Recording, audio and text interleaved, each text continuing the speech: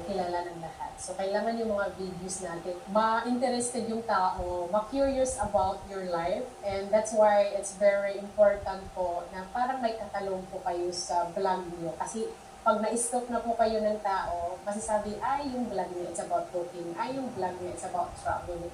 Pangalawang tips ko po is be natural. Yung natural mo lang talaga kung ano yung kahiligan niyo, i-vlog niyo po yun. Kasi magiging comfortable po kayo sa camera, sa vlogging.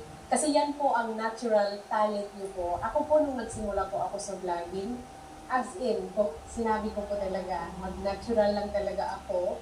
Kung magustuhan po ako ng mga tao, nasa kanila po yun. Kasi hindi naman natin mapipilit na panoorin nilang video natin or hindi. Kung may manonood, sobrang thankful and happy talaga ako dahil may nagsusuporta po sa akin. And yung pangatlo po guys, huwag kayong masyadong magmamadali or maging impatient po talaga. Kasi pagpasukin niyo po ang vlogging, hindi yan maging automatic, maging viral po yung mga videos niyo. And then hindi po